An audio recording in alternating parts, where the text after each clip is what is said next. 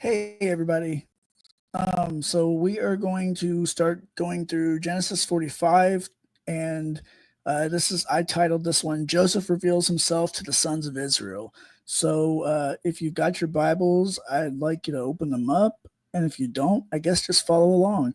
But here we go. We're going to go through Genesis 45, and yeah, we're getting really close to being done. So here we go. All right. Chapter 45, verses 1 through 15. Now Joseph could not restrain himself before all those who stood by him, and he cried out, "Make everyone go out for me." So no one stood with him while Joseph made himself known to his brothers. Then he wept aloud, and the Egyptians in the house of the Pharaoh all heard it. Joseph then said to his brothers, "I am Joseph. Does my father still live?" But his brothers could not answer them, or they couldn't answer him, for they were stunned in his presence. But Joseph said to his brothers, "Come near to me." So they came near. Then he said, "I am Joseph your brother, whom you sold into Egypt. Now therefore do not be grieved or angry with yourselves because you sold me here. For God sent me before you to save life. For this is the second year of famine in this land, and 5 years still remain in which there will be neither plowing nor harvesting. For God sent me before you to preserve you as a remnant on the earth, and to sustain you as a great remnant. So now it was not you who sent me here, but God. And he made of me a father to Pharaoh, and lord of all his house, and ruler throughout all the land of Egypt. Hurry then and go up to my father and say to him, Thus says your son Joseph, God made me lord of all Egypt. Come down to me, do not tarry. You shall dwell in the land of Goshen, and you will be near to me, you and your children, your children's children, your sheep and oxen, and you will have, and all you have, there I will provide for you, lest you and your household and all that you have come to poverty. For 5 years of famine remain. And behold, your eyes and the eyes of my brother Benjamin see it is my mouth that speaks to you.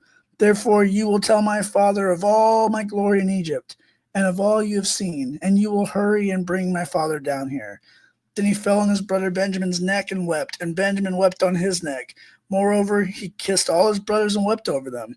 And after this, his brothers talked with him. Um, so Joseph cannot restrain himself, so he kicks everyone out except his brothers. And the weeping is so loud that even Pharaoh's entire household can hear it.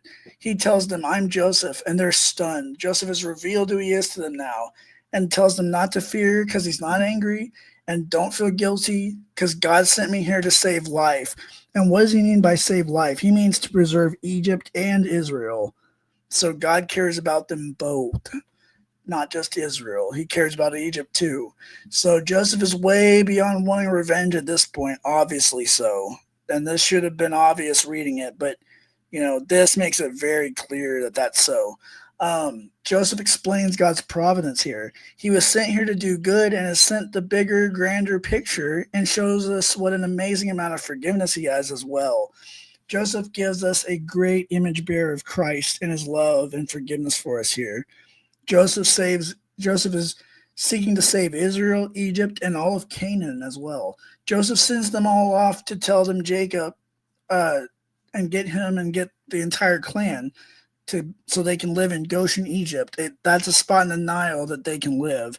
And Benjamin will tell Jacob so that Benjamin's going to speak, Benjamin's going to speak through Joseph. Like Joseph's telling Benjamin what to tell Jacob so that he will believe them and he'll do it. So he also, we see in verse 15, he reconciles with his brothers here.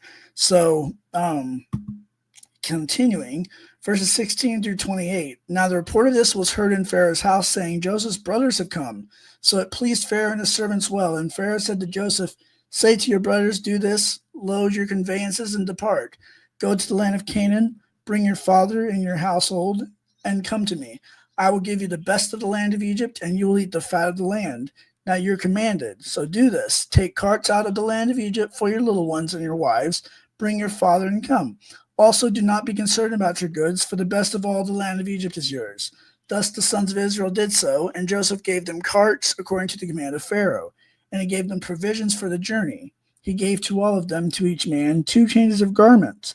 But to Benjamin he gave 300 pieces of gold and 5 changes of exceptionally fine garments.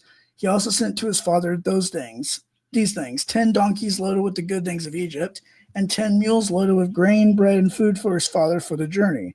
So he sent his brothers away, and they departed, and he said to them, see that you do not become angry with each other along the way. Then they went out of Egypt and came to the land of Canaan to Jacob their father. Thus they told him, saying, Joseph your son is still alive, and he's ruler over the land, all of Egypt. Jacob's mind was completely stunned, for he couldn't believe them.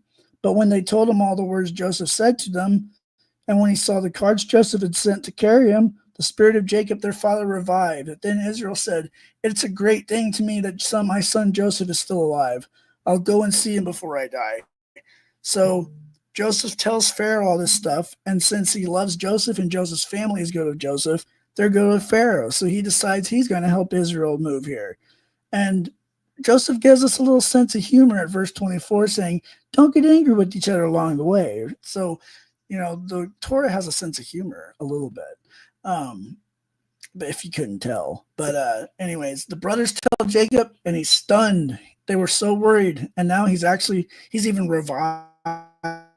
Like he must have been depressed and very depressing, but now his spirit is revived. He's like way high up in energy.